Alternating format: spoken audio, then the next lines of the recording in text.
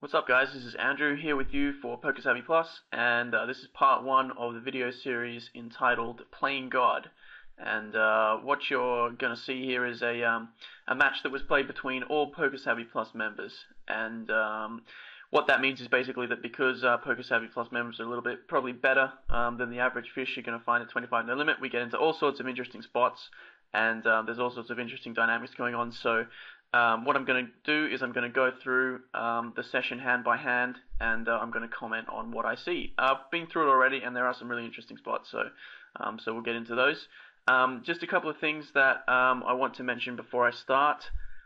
First of all, I want to mention that this is not. I'm not treating this as a standard game. I'm treating this as a game that probably would play at higher limits. This is not your standard 25 no limit game, just because of the dynamics that are going to be going on and the skill of the players involved.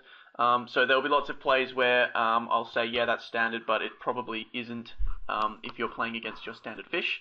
And also, I just want you to notice that, or I just want you to note that if you were one of the players at the table and I told you that you're doing something wrong, or I criticize your play, don't take it personally. I'm going to have a bit of fun with this, so I don't actually know any of the players here personally, so don't take it personal. All right, so let's get straight into it. All right. First of all, I just need you to notice that I can see everyone's hole cards here. Hence the name of the video series, Playing God. But I can't see this guy's hole cards because he's not a PokerSavvy Plus member. So that's why this guy hasn't got any hole cards. But he leaves the table soon after this. So straight into it. Okay, so I know that you probably didn't post on purpose, but you should never post out of position. You should always wait for your blind.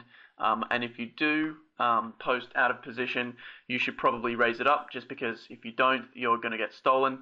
And that's what's happening here on the button. Savvy Chris, who is sitting on the button here, picks up the fact that you have any two cards, and he raises and picks up your post. So that's, obviously just something to remember. Don't post out of position. It's a good example of button aggression as well. You should always be aggressive on your button. Basically, your button is it's your fortress, and it's up to you to defend it. So always be aggressive on the button, unless game conditions dictate otherwise. Okay, so this is a good example of late position raising as well. Ace-7 offsuit, not a great hand, but one off the button in a game where your players are going to be competent and they're not going to be calling out of position with hands like Ace-9 offsuit. It's perfectly fine. But again, late position aggression, very important, because you will pick up the blinds quite often. So